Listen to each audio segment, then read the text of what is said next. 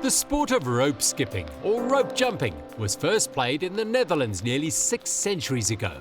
Here in South Africa, the sport falls under the control of gymnastics, as Este Gymnastics CEO Anne Vermaak explains.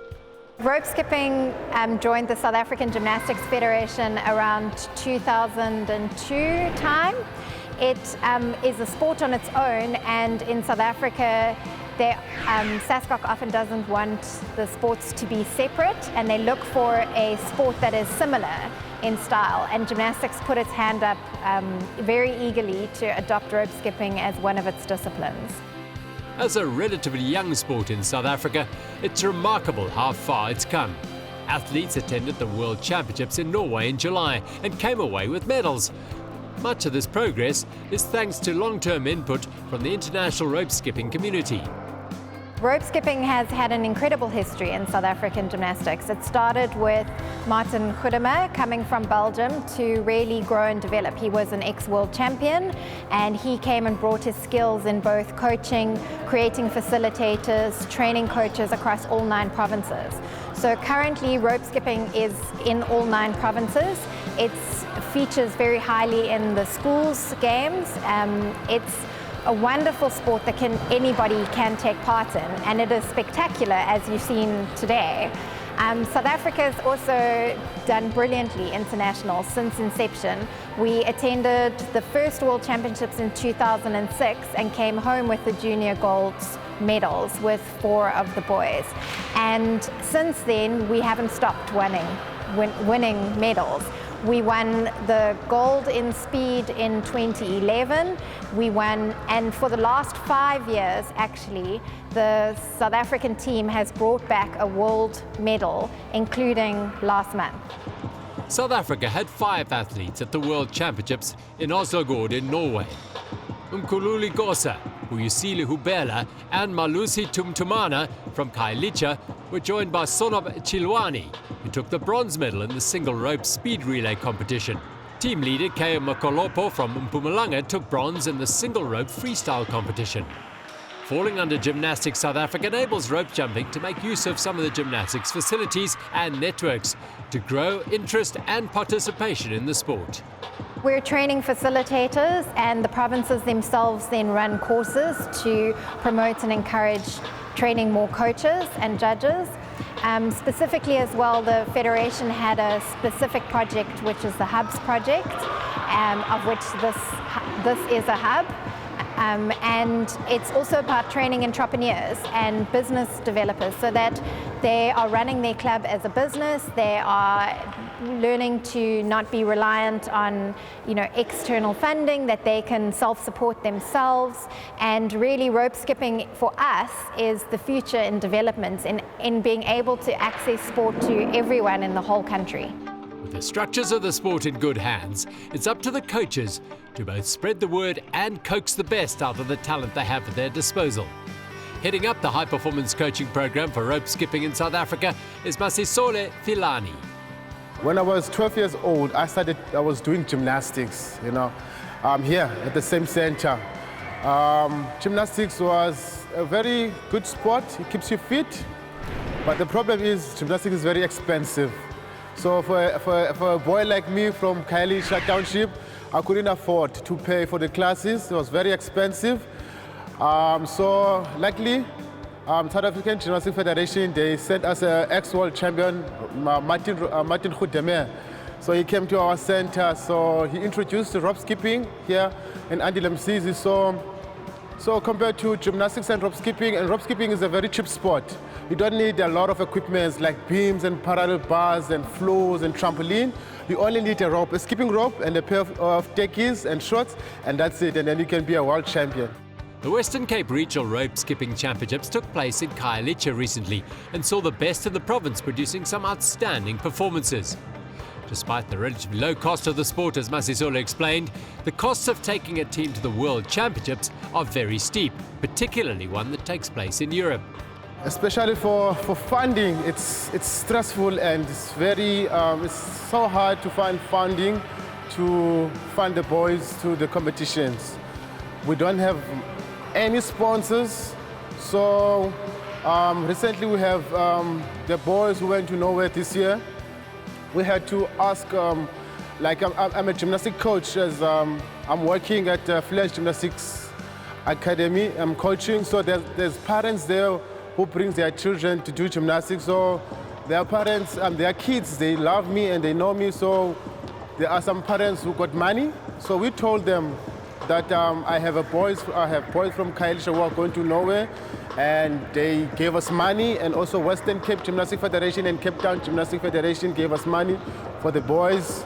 So it's very hard for us to get money to send the boys, and we have a lot of talent here in Kailicha, but the only problem, we cannot take them to see the rope skipping standard there international because of funding. I wish government can at least see us what we want to do. We want to change, Kailicha. We want to produce more champions, but we cannot do that without the funding. We need more money. For Masisolo, the job of preparing his athletes for the World Championships was very stressful, as he's not a full-time coach. Time and money were not plentiful, but he was able to get the athletes into position to compete for and win medals. And as a result, the athletes look up to him. I feel like a hero. I'm a hero because we've been working very hard with these boys, and during these hard times where they were telling me that I need to help them, and I'm working also, so I couldn't get enough time to prepare them. I wanted a gold medal instead of a bronze, but because of the time, I didn't have time to always be with them every single training. So I was so happy when they got a bronze medal, and also we've worked very hard, and yeah. One of the bronze medal winning relay team was Mkhululi Gosa, who together with his fellow team members from Kailicha won their respective events at the Western Cape Championships recently. The trio then put on an exhibition for the other competitors and the spectators. It was spectacular stuff. So how did Mkhululi end up as a rope jumping athlete? I have played soccer, but it was like later in my teen years, around about 14, 15. But I started with rope skipping because I couldn't play soccer when I was a kid. I was like really bad. But then later on, I started getting like good, and I excelled in soccer. But then my love is for this sport, so that's why I am doing rope skipping, for the love of it. The fact that it mixes it fuses different elements or different things like gymnastics and breakdancing, and I like proving people wrong, because a lot of people think rope skipping is like a girl sport. It's not a girl sport. It's like a very, very manly sport as it can be. I mean, there's a lot of girls that can jump way, way better than guys. So yeah. The trip to Norway was a truly life-changing one for the 5 athletes. Not only did they get to experience life in Northern Europe for a while, but they were also able to meet, mix and learn from the very best rope jumpers from all over the world. It was really, really exciting. It was fun meeting other jumpers from other countries, meeting new people that I've never met, and creating new bonds with people. There's these guys from Kenya.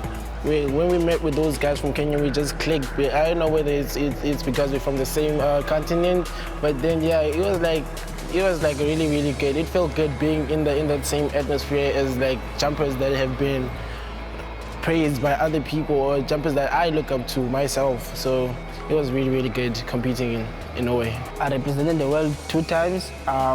This year was very fun because last year we were only 2. And this year we came like a very big group, 5. And to work with my teammates was very fun, very exciting. We actually got bronze medal in speed. That was very good, and we were very good, very good. I'm so happy about it. Very few athletes have the opportunity to go to a national championships in their chosen sport, let alone a world championships overseas.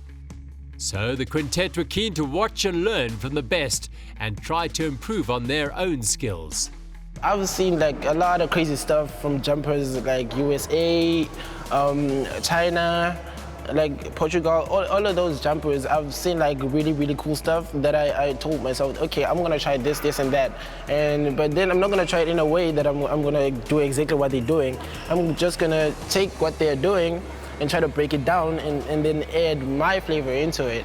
Just like kind of create my own thing from what I've learned. And plus at the camp we had in Norway, me and Malusi were coaches. So we were coaching, we were part of a staff that was coaching the like other kids from other countries, like different. So that was like an experience for me. So I learned a lot of things, like a lot of teaching techniques and how to communicate with kids, like so that they can.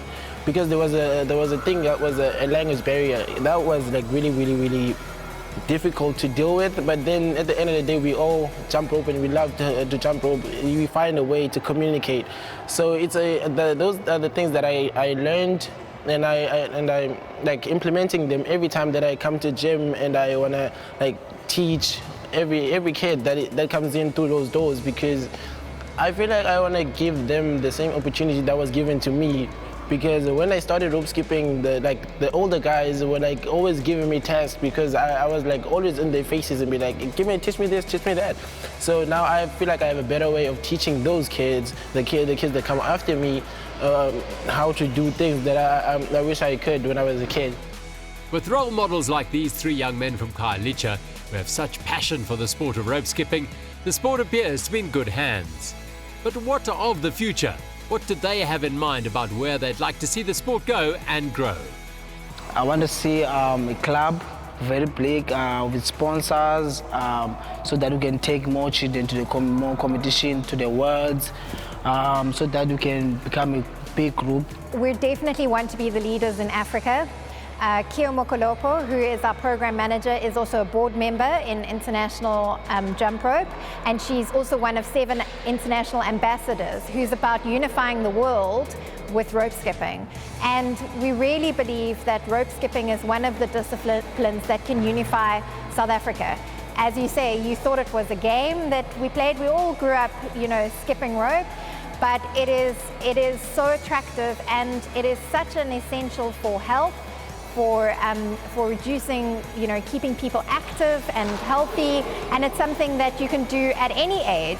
You can walk over the rope on the ground at 80 years of age, and it really, for us, is going to be a key tool for the development in South Africa across all areas. And it's not just about gymnastics or rope skipping, it's about fitness. Every sport could benefit from doing rope skipping. Every member of the public can benefit from doing rope skipping. So for us, it is an essential part of our being, and it is something that we are going to be strategically focusing on in bringing it to all South Africans and hopefully all of Africa. Rope skipping or rope jumping is clearly a sport to be taken very seriously, with a wide range of benefits regardless of what level you compete at. The future certainly looks bright for the sport of rope jumping.